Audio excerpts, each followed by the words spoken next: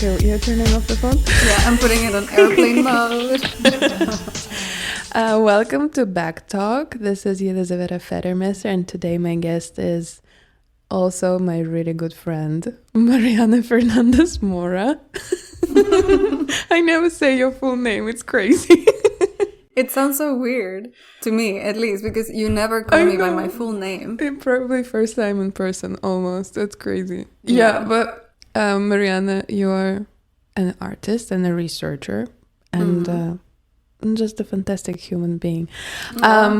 Love you. But okay, I think I feel a bit vulnerable doing this today because so far all of the guests I had here, I know all of them personally, all to the different extent, and but you're like really a person whom I speak to every day, and also you are one of the people I just have best dialogue and conversation. So I simultaneously feel like I might be dumber and smarter today, and it's really, really confusing, but also somehow connected to the topic I thought to discuss with you, which in my head started sort of with that horrible day when I couldn't do the laser hair removal, and I thought that I need to rethink my whole sexual aesthetic, because I was like, oh my god, I cannot be like Julia Fox. But somehow I was thinking that when formulating everything I want to talk to you about today, that I think maybe that's the seed that started it. We decided that we're not gonna really touch upon your and in general our fascination with newest technologies and AI, but let's see how long can we stay away from it. I think easily we can just ignore it. We can just ignore it. It doesn't exist. We don't need to do any more of that. It's a hoax. But yeah, regardless, that's actually what you do most of the time. So good break for today. Yeah, as I said, rethinking this girly imagination of myself via having hair or not having it was a really perplexing day, because I didn't think that it's gonna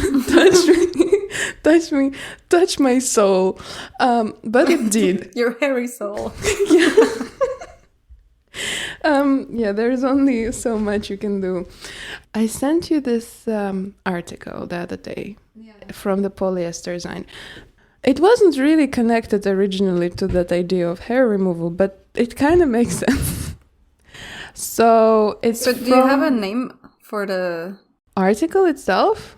No, for the topic of today. No. Because it's hard to define, I feel. I mean, obviously, because that's one of the topics I like, so it's not going to be possible to define it until we talk about it, really. Wait, also, how you... Oh, wait. Oh, the title is also really... The red one, yeah? No. I hear Trinity. No, Holy Trinity, Sad Girl Media, Misery, Complexity, and Thinness. The Hidden. Okay, I started reading it in the wrong. Yeah, I like the oval shapes of the graphic design and the newest polyester design, but I must say that I don't know where to start reading. It's kind of the graphic design as of late. I have another whole trajectory I can take with it, because I was also reading we can also talk about bad graphic design or unreadable graphic design, because it's pretty, but unreadable. But maybe that's the point, that, it shouldn't be so easily accessible. But why shouldn't it? Yeah. Anyway, it's by Maya Hur Evans. Hauer Evans, I think. No? How would we know? German-ish? I'm so sorry, but an article brought us here, so I think that's great. Yeah, already.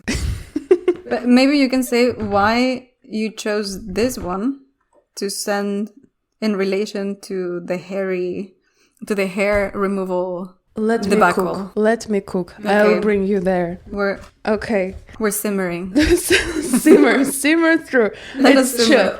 Okay, so this article, it explores the idea that the main protagonist in most of the current novels with female lead and generally, I guess, media... Choking up already? I'm dying. So, main protagonists in female-led media are usually miserable, sad, and thin, as opposed to their counterparts or background actors who are usually more voluptuous in form, characterized as dumb, and not as impressive, and therefore not in the forefront of the storytelling or the narrative. And I was just reading it, and to some extent, I think I was feeling like perhaps that's true, but also on the other hand, the main protagonist is so sad and like not really in contact with themselves and like not happy at all. So they're sort of, like slowly disintegrating, and then like not lively at all. And their background, in quotation marks, actors who are more like, okay, let's say fat, but they're more happy, sexual, and desirable, even though they're not in the forefront of the narrative. Like the thin protagonist and the best friend, who is usually like the chubby one, right? Yeah. Like the blonde, thin one, and then the brunette, chubby one. Usually. In like the hair, pop culture I cannot from the really... 90s. Yeah, you think the hair is also a part of it? I mean, from the 90s at least. But I think that this is very much reflecting the on best that friend would have the dichotomy. mousy brown hair like mine. That's why I want to be blonde or brunette. Like, my main character is not shining with his hair. But I love your hair. Thank you. Why did I send it to you in the first place? What did I say? I don't know. I think that you just sent it to me and you said, read this, prepare with this. But that's why I was asking, remember. How does it relate to the hair situation? But also, when I read it, I was not thinking about main and secondary character at all. Like, what I grabbed from it was more... Because it talks a lot about the thin character. Like, it briefly mentions, like, this other persona or this other... Yeah. Let's say the other side of the card. Yeah, chubby or fat, voluptuous. I really feel like if we misquote this article, somebody's going to come to us. I mean, don't come for us. This is not. But you know what? Information. Do you feel this way as well? Pure opinion. Like, I cannot really say thin or fat and feel fine about it. It's really, a bit uncomfortable. It's very uncomfortable to me. Yeah, but I mean, what really grabbed me from the whole article or essay, from the text. Yeah. Was this essay. Part when they were talking, or this person is talking about the thin character as in relation to the torture artist or someone that is interesting and that has a difficult life. Yeah. Therefore, it has depth. And it's usually associated with like this more rich persona as like a storyteller. Yeah. Rather than someone flat that is happy, that is always like fulfilled. And then that's when they mention this like fat person or like the chubby character whom is, just well nurtured and doesn't have problems and like it's frictionless in a way. And there was this also... They're just happily existing. Interesting distinction between the transparency of thinness and the obvious, like, this connection that you can see the struggle and the bones of the character. Yeah, exactly. Like through their collarbones, it's showing the struggle. Like, that's a fetch? Like, no? It's a stretch and a fetch? Don't make fetch happen. Yeah. No, but it really, like, grabbed me because I felt like I'm kind of disagreeing with what it's trying to say in many levels, but in this one in particular, I think that a lot of the characters that I remember from, I mean, I'm from the 90s, so I'm referring to like the 90s era in my head at the moment. Also because it's the era of of thinness, right? Which is kind of coming back again. Ariana Grande, we see you, but that's another topic. We're not going there. Yeah. Okay. The where did her eyebrows go? Audrey Hepburn debacle. I know. And that everybody's cutting their hair now. to look like Audrey Hepburn to get the role. Also, and trying to be super thin and like super charismatic. What is this movie gonna be about? Is it gonna be like about Audrey Hepburn? I mean, I guess so. Also, like, why do we need a movie biopic about her? Is it because we already have so many movies about Marilyn Manson? I wouldn't say no. Manson? About him as well. Monroe, yeah. Yeah. No, I don't know. I think that it's a good moment for a biopic. Marilyn Manson? I guess so. Have you seen this meme where they say like a life of the creative director via how Marilyn Manson slowly ages? There's year by year. I haven't seen it. He's starting in like being like super punk and, you know, like really sharp and like edgy. And then he slowly gets like just fatter. Again, fatter. He's getting fatter. I know. Oh, wait. Oh my God. Look back to the article. Because then just the 90s. Growing up in the 90s, like the aspiration of being someone thin, or especially a girl, like a thin girl, but it also came with the idea of like frictionless, I feel. Like the ideal of this thin girl was not someone that was complicated. On the contrary, it was someone that was very easygoing in a way, or that had a good life, that was very easy, and that, you know, it didn't go through struggles, or that everything that she did was done effortlessly, even though there was so much work behind it. But then, you know, that would be invisible. That's where you get me back to my idea of hair removal, because she never had any hair. Also, yes. That's how like you it connected in my brain. Yes. Now I remember it back. I agree. But also, when I was reading it, I was straight up thinking about this whole idea of sexual personae and Camille Paglia, about female and male, and like Dionysian and what's the other guy. But this whole idea of that the female form sort of connects you to the mystery and to the unknown, and you actually don't know what's inside, and that's what's so scary but also enticing.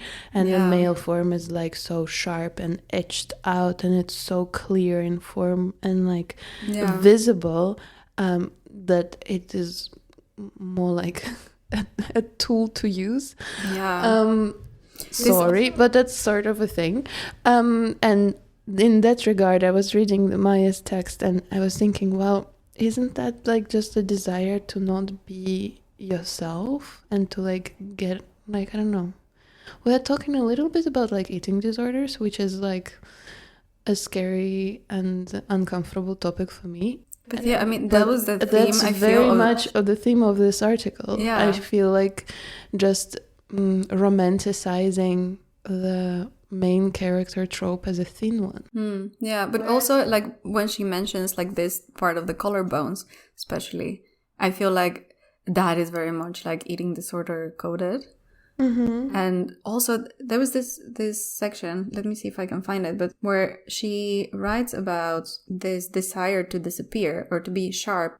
Oh, she's quoting Sylvia Plath actually. Thin and essential as the blade of a knife. And I don't know, for some reason this really triggers like eating disorder for me. It's like this desire of... But also tool and also like bag theory. Yeah, but I think like at its core is also like this desire of being incorporated into like the sameness of the world and being as frictionless and as physically, bodily present as possible, you know, as to minimizing yourself. And at the same time, that makes you this sharp object, like you were saying. And then I think it's the desire of becoming this perfectly sharp object that is both acute, but at the same time, seemingly easy or non-threatening. It maybe is threatening shiny in its sharpness and you know, like smoothness. Or maybe non-threatening for the male gaze. I think for the girl gaze then becomes threatening because it's threatening your own position in relation to it. That's true. I also reading the conclusion of the article where it states that we should rethink how we write the main character in order to like be wary of the diet culture, etc. I'm also thinking about it in terms of, for example, Julia Fox and how she rethinks her body. Like she sort of is a media on her own and she rethinks how she looks, and she's, as she says, for the girlies and the gays. Yeah. It was interesting to look how she just sharpens and also softens her look via all this accessorizing and the fashion, which is so edgy, but in another way. And yet her actual body is a perfection of sports, and her body form, she's like a model. Yeah, but she was also like really publicly sharing that it is not a natural state for her. Like, she had lipo and she had breast implants, and she does so much to her body to look the way she wants it to look. Yeah, I think it's really interesting. And I do appreciate that, you know, the transparency of the work 100%. That is behind it. I think that that's also part of the archetype that Maya is trying to write about, right? That is non-transparent in the work that it takes to get there. Like, being, I don't know, I don't want to compare work to having an eating disorder, but it is a lot of, you need to work a lot for it. It's not a natural state, you know? Like, it is hard work to actually control your own body. I bet there is some sort of other disorder that is just looks-based. Looks-maxing is a disorder, I guess, in a sense. Yeah, but what I mean is that all of these things that we do to our bodies to have them look a certain way, to conform to the ideal of what society dictates the ideal body is, it's a lot of work. Like, it's never easy. No. But the ideal of the body dictates that it needs to seem like it's easy, I feel. That's so complex. Just like, it's just really hard to be a woman, honestly. It's on all bases. I don't know. Maybe it's January. Maybe it's like this, Blue Monday is coming and I'm just feeling like everything is really hard. But maybe it's also full moon and Cancer. But I mean, I don't know. I do feel that life in the past years has been harder in general, no? Yeah. Like, the state of the world. Not to get too deep into that, but, you know, like, it feels like an eternal Mercury in retrograde. It's giving not easy. It's giving not easy.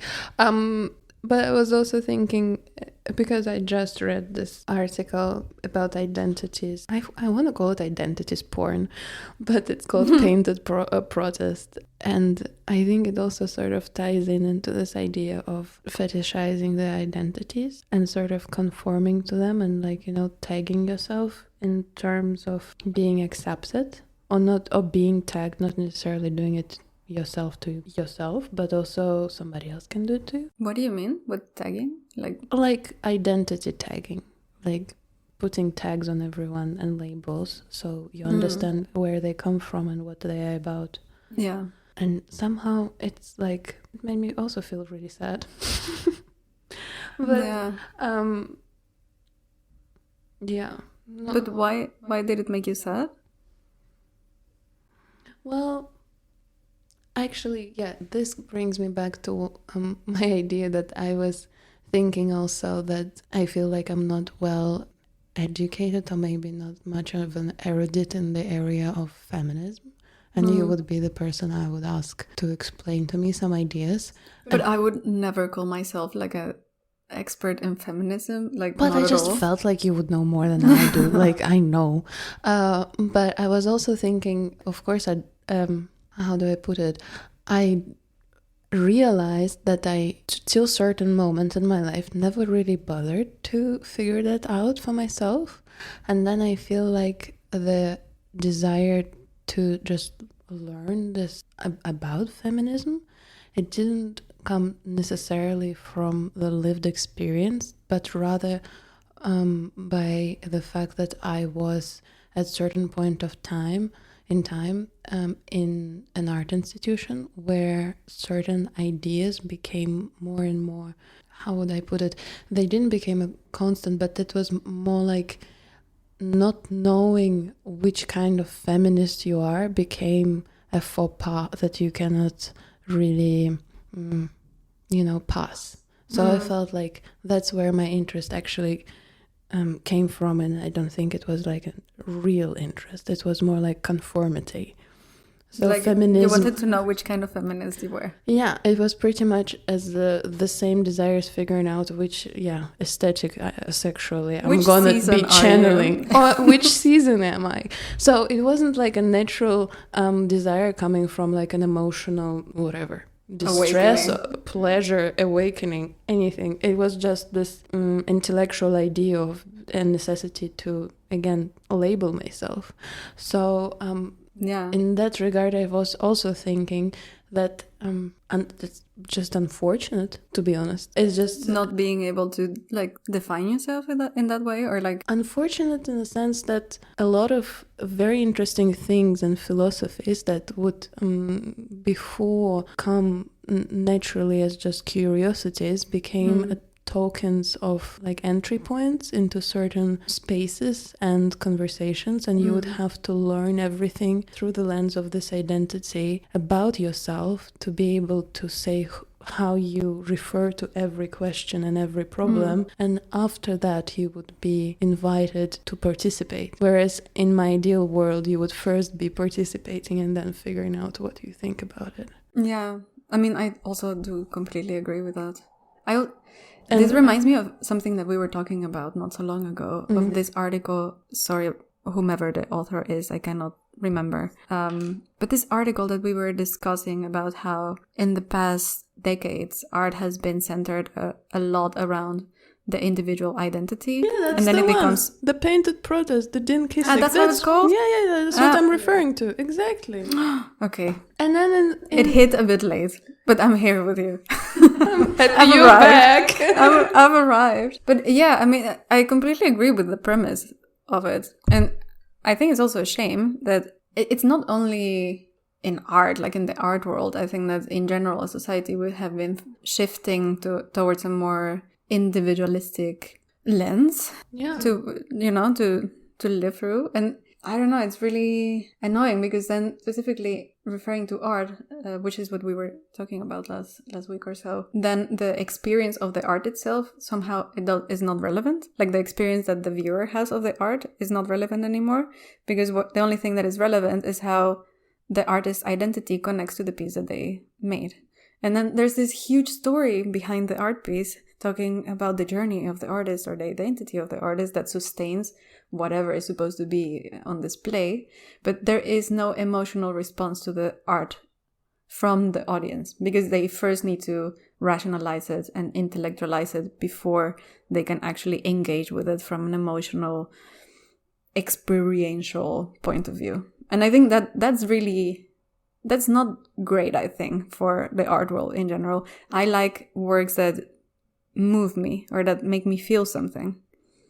And yeah, if there's another layer to it, I appreciate it. But, first I want to see it and experience something without you telling me what I should be experiencing or how I should feel about it. 100%. I would also go as far as framing of artists' work comes from how they get money to do it. And it's way easier to get money to do something now when it's easy to position you in the field and also say how you are relevant to the field you're working with. And those are literally the questions you have to answer when you're applying for funding. Yeah, like which labels belong would to you put yourself into, so we can then put you into a certain label category that we already have allocated funds for. Mm-hmm. And maybe you can cross-function in 2 label categories so you get more money. And you're like, oh my God. Well, you're more interesting and because that's you're how you interdisciplinary. And you're like, I'm at the intersection. Yeah. My work. The intersection is the holy grail, but also the brothel of art. Yes. So this intersection is killing me slowly. Softly and slowly. Maybe not so softly, actually. No, but in that regard of figuring important ideas out, not because you had any, it doesn't even feel like education, to be honest, because I don't know, maybe it's odd, but I feel like education is not necessarily serving the idea of helping you figure out who you are. It's you mean more art education? Or just in general educating oneself. It's not necessarily about figuring out who you are. It's maybe learning about the world in general, all the different facets of it, and ideally should make you curious about the world around you so you can find and explore it. Whereas at certain point, I think education, even for me, became something that is directly focused on figuring out who I am or how I connect to it, and everything became via the lens of like, how can I use it to identify myself? And because also most of the things written about certain subjects, if you look at articles today, they're written through the perspective of a person already having an opinion on it, but not really introducing an idea, which I think is, on one hand, opinion pieces are great, but on the other hand, if everything is an opinion piece, then that's just nothing. Well, but that's the difference between the opinion piece and an essay, right?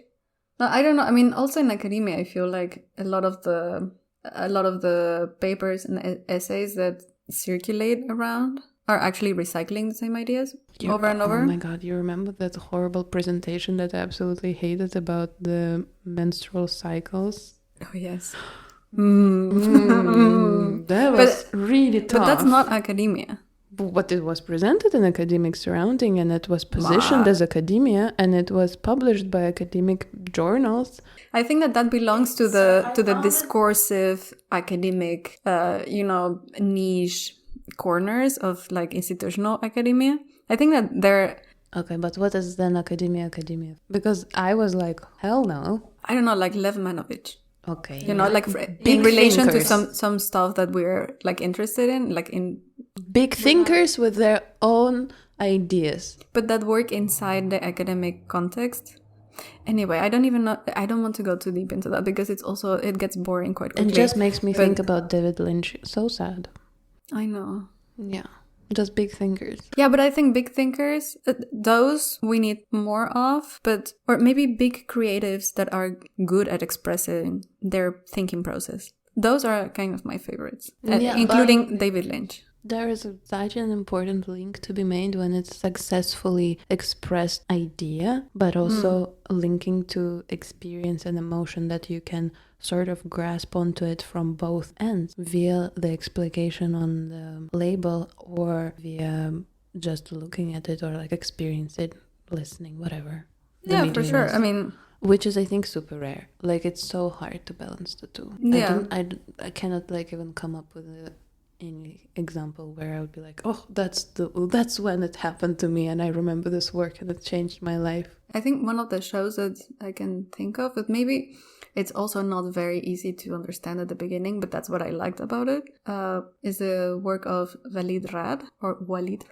Unclear how to pronounce it. Sorry for botching that. What I remember about this exhibition that he had in the State Lake is that you entered, you didn't really know what you were looking at, but it was presented as, some pieces were presented as semi-journalistic, like this happened. And then you see it, you experience it, you have your own emotions about it. And then only at the end of the exhibition, if you read the text and if you read more about the artist, then you understand that it's actually fiction or is partially fictitious. And that I really kind of love. You know, you feel cheated, but in a good way. It's kind of making fun of you. When was it? Years ago. Yeah, maybe it was before the crux of cancel culture. Maybe, but I think he navigates that line very well. I don't think that anyone can cancel him. I mean, unless I'm mistaken. Please inform me. I'm not saying that I'm thinking about being cancelled. I think it's just timelines totally converged at some point where like what Jin Kisik is talking about, the idea of just harvesting identity tags before creating art. He puts it in connection to the Documenta of 2017, right? Yeah. And that's exactly the time of the Me Too movement and also consecutively the cancel culture. So all of those things are sort of connected. You mean that just that, like in the world and in culture and media, the ideas of putting identity first and experience later, or identity first, experience later. Yeah. No, that's not what I'm saying. But sorry. I don't know what you mean by that. Sounds horrible. No, in the artwork, I mean, you know, that the identity of the artist comes first and then the experience of the artwork is like an afterthought. Yeah, more like what I mean is that people, and for good reasons, became much more conscious about their actions. And so a lot of things became sanitized, which is just a fact. And it's also a time of switching this narrative with like using identity tags before actual idea of the work. I think, I don't know, I think it's somehow definitely connected. One helped another. I mean, sure. I think generationally, or that period certainly is changing the way we act as a society. I mean, everything is now so manicured, and so, yeah, I don't know, anal. I also think it's easier to search online when you think about an artist and you're like just describing them via those tag words. Maybe that's also somehow connected. Yeah, I guess so. But I mean, definitely I feel that people are just afraid to say things in general. And I'm not trying to say like you cannot say anything anymore, because I do think that there's a really good aspect of that, which is, yes, you cannot just say anything that comes out of your mouth anymore and out of your ass. Like, it's good, you know, that there is more moderation or self-regulation, but to which extent that is benefiting art, question mark. And I do think that a lot of artists are using this labeling system in their favor, and in a way quite shamelessly just switching their careers depending on what favors them, and they reframe themselves in whatever narrative fits the application fund, like the funding application. Yeah, or whichever cause fits, and it's kind of fits cringe, their but at the same time, activity. Why not, you know? Like, if it's so obvious how to do it, anyone can do it, and there is so much precarity in the art world that at some point I also feel like, okay, we can't be so negative about them, even though maybe some people think it's a bit cringe to be just relabeling yourself depending on the application fund. But at the same time, I mean, how else are you gonna live? That's totally fine, for sure. Yeah, I think as long as you're honest with yourself about it, and as long as it doesn't really hinder the quality of the work in the end. Can you say hinder? Is that the word? Yeah, I think so. Yeah, that's a good word, please. Thank you. Every time I use a good word, I'm like, was it the right one? They just come to me, you know, just like drops. Oh my god, I feel so proud. I know, but also at the same time, Just hinder today. Don't hinder. Stay limber. Okay. We rock. Did you bring your bag today? What's in it? Yes, I brought my bag. I brought the twin of your bag. Twin bag? I brought the twin bag, yeah. I mean, I felt You're that it just was generally twinning today, like Olsen twins, twin bags. Yeah, Not are we the doing the twin- outfit? Twin Bottom towers. top? Twin hour? No, those are magic numbers. Magic hours. Magic numbers are twin numbers. Yeah. I was just thinking about twin towers, and I was. Twin towers. I was watching some TV series about like Those the are sharp. spies and then bombs, and I was thinking of like twin towers. I'm like, no. I was watching the reboot, or not reboot, but the encore of Paris and I Nicole. tried, but I must say this is absolutely genius that they want to do the opera. When they say it, I'm like, okay, drop the mic. I don't need to watch till the end. Just the fact that you show me the opera. Show me the opera. I want the last episode. This show is for watchers of The Simple Life. If you've never watched it, then it doesn't really make sense to watch the episodes. They revisit their old. They go back and visit the people that they stayed with and the people that they worked for. So if you've never watched it, just skip the last episode. Because it's just very sentimental. But I've watched some of them. Mm-hmm. I'm into it.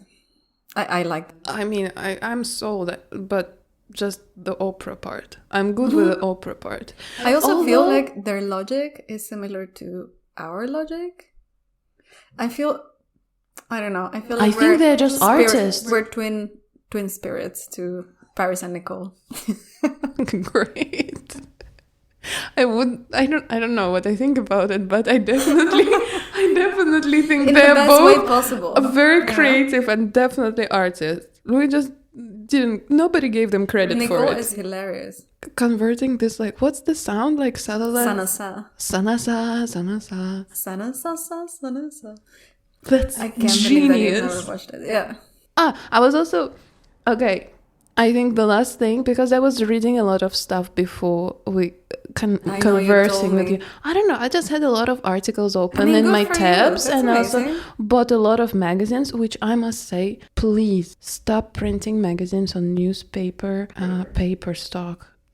My new publication is going to be a newspaper. I'm sorry. Yeah, thank you. It has become so incredibly expensive to print. Also, I think that there's something really nice about the materiality of the newspaper. I like it. But I also read the newspaper in the weekends, you know? On the weekends. During the weekends? During the weekends. I mean, if you're here to invest in a good magazine, please buy the Double magazine. So far, I've been buying so many magazines, and this was the only one that I feel like I'm gonna save throughout my whole life. It's art. It's beautiful, and it's not shitty paper, and it did cost me way less than 50 euros. And Bag Mag? No? Also plug my own magazine. Am I plugging your own magazine in your own podcast? That's so nice of you. I know I'm really bad at plugging myself, but buy Bag Mag. Yeah, do. Yeah, go Bag Mag. But also the Double magazine is really good. I mean, yeah, there's some great magazines out there. I was just reading this interview by Hans Ulrich Obrist, which was shouted out, which I thought was like really fun. Where was shouted out? In this Painted Protest article, because the Din Kisik was his intern. Yeah. And it felt, for me, it felt like, you know, he's like telling me a story about the person that shaped my teenhood, because I was reading so many interviews that Hans was like publishing, and they were translated into Russian, and it was like the Holy Grail, and it was like the coolest thing to read. So I was like, oh my god, this is like as if somebody was like remembering their 2000s with Alexa Chung in New York. I was like so invested. Invested. Yeah.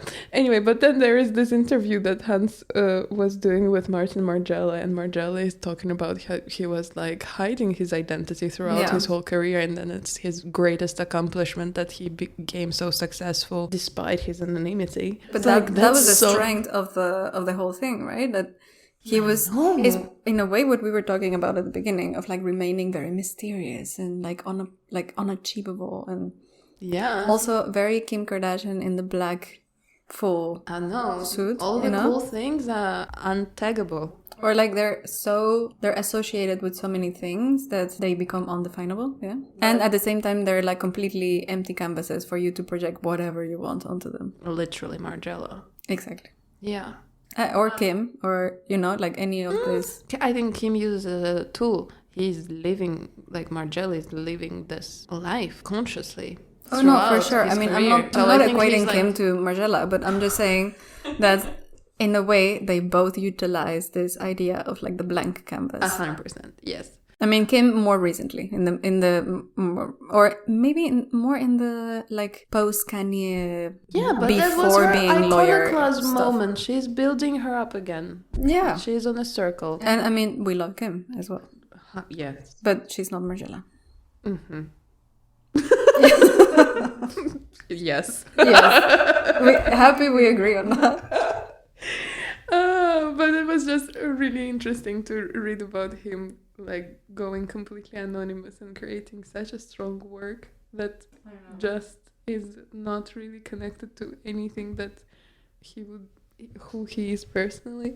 Also truly maybe it is, but nobody deconstruction, reconstruction. Yeah, I was reading this article and I was thinking that perhaps most of the things that he was creating that are so iconic now were just mistakes, just from what he was saying, how he but there were experiments, but not always perfect from the first go. And sometimes it was just the best solution to leave something unfinished. But also a response to their situation, because they were just students, you know, like they didn't have that much money, and he would go. What was this in the article? I can't remember where I read this, but that they would go. They meaning, you know, this famous group from Antwerp. Yeah, but I'm trying to remember all of their names. But anyway, like you know, and the Milmeister.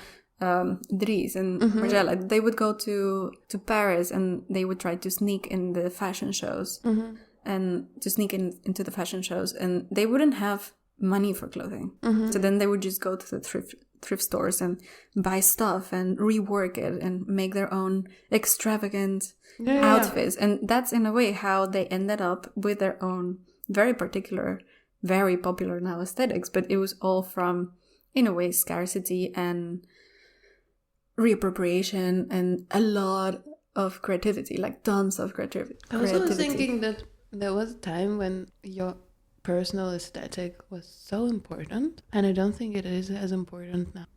Before personal it was like style. Well, even though people do be talking about your personal style and fashion and how it's hard to achieve, blah blah blah. It's just this whole conversation online is completely just so silly. It's just impossible. It's also like, what are they even talking about?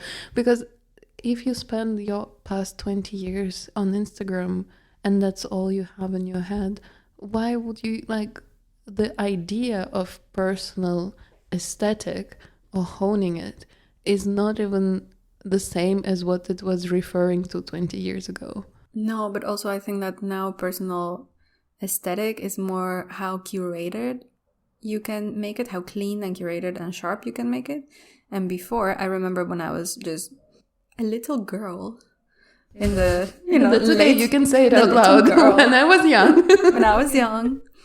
Now, I was thinking, like, when was this? I don't know, when I was, like, around 9 or so, because I was born in the early 90s, so yeah, beginning of the 2000s.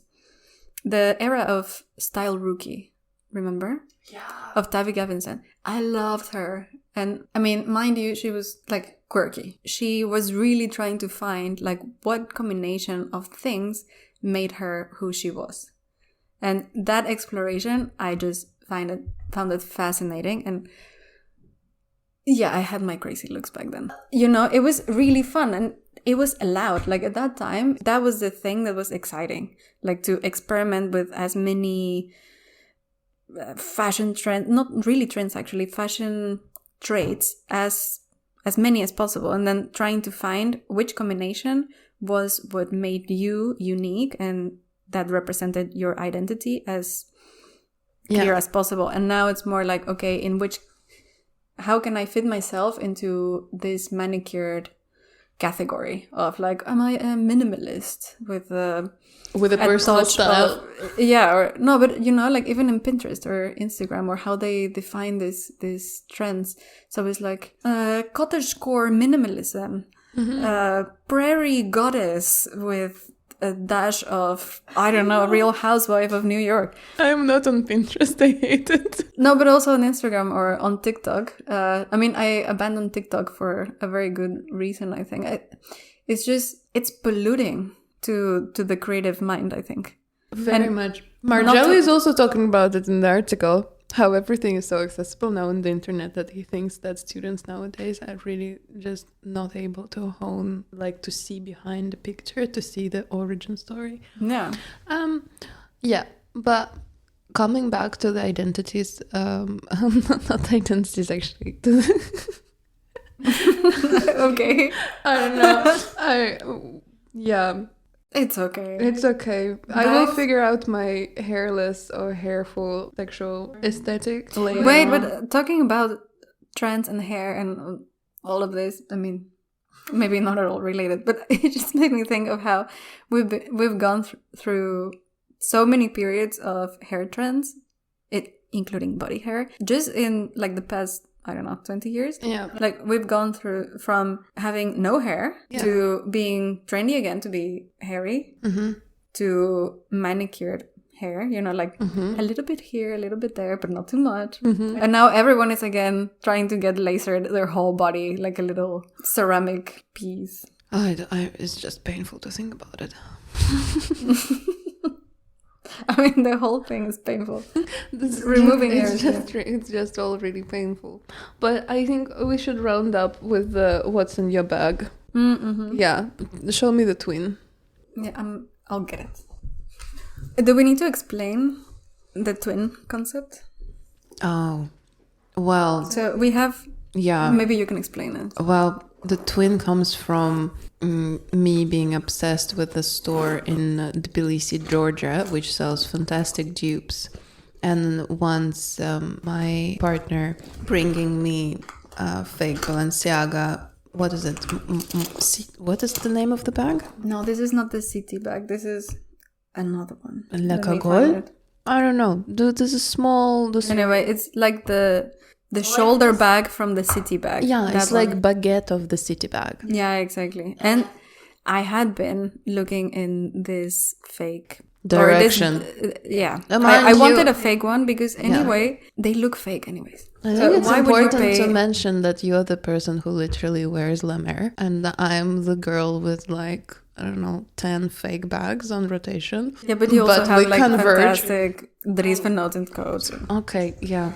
Shout out. Shout out to the Dries Van Noten coats. But where we collide in our fashion aspirations is this twin bag of the baguette Balenciaga, and you have a silver one and I have a black one. Both from the same fantastic dude. Smuggled from Georgia. Yeah. It's also one of my claim to be real leather. Most precious possessions. I love her. It's the perfect size. I went to the Balenciaga store to see the real one. It's smaller. But that's also kind of the thing. Like, even if they're real, they look fake. So why would you? Anyway. Yeah. What's in my bag? In my twin bag? No, it's not Coppola. No, this is the Agustinus Butter lip balm. Every time somebody says Agustinus Butter out loud, I'm like, this is so chic. This is the AV. You cannot say Agustinus Butter without being like, Agustinus Butter. Wait, but just hear this click. It's so nice. Satisfaction. Okay. Yeah. Then we have Le Lift hand cream from Chanel. Looks like an egg. Doesn't it feel this is an like purchase. Your actual like bougie cosmetics inside your fake bag kind of justify this juxtaposition? You know? It almost feels like the bag is now real because you put the real Chanel hand cream in it, you know? I don't know. That's how you pull it off, I feel. But I mean, the hand cream kind of feels fake, to be honest. It's very girl theory object. Yeah. It looks like an egg. It's black. It looks like an expensive vibrator. It does, actually. Oh, yeah. Another expensive vibrator. Another expensive looking vibrator. AirPods. Okay. Ibuprofen, my best friend. From the Albert Heijn. Hot pink. Victoria Beckham lip balm in the color Cassis. Babe. Highly recommend. Beautiful. Very thick. Okay.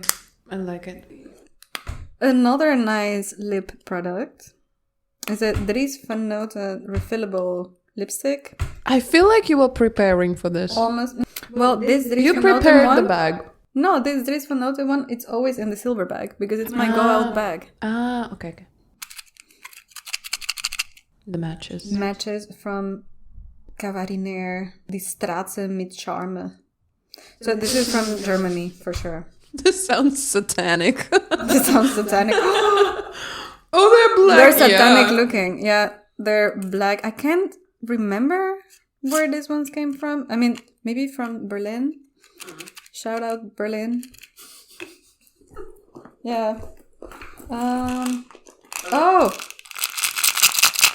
My pills. My supplements. Yeah, we don't want to know exactly what is in the supplements, but there are a lot of them. Okay. Because I'm in my healthy journey. Keys. Nothing exciting about them.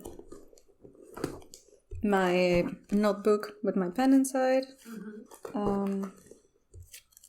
Wilhelmina Papermint, because that's the only Dutch signifier. The temporary Abbey Warburg Institute visit card. Oh. Yeah, they're so nice. I never threw it away. 10th of May 2024. Little red velvet bag inside the bag. A lot of tampons. Yo, a lot, for real. I know, because I'm always running out of tampons in the bags.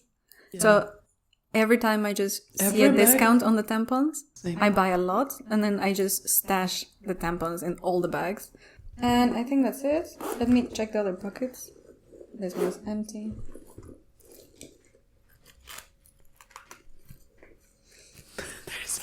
There's so many pockets. Empty. I think it's the longest the longest what's in your bag? I just have a lot of things on my bag. I'm gonna cut.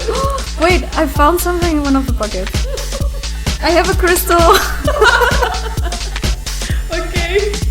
It's a rose quartz. And that's the perfect ending. Okay, thank you, Mariana. You're welcome.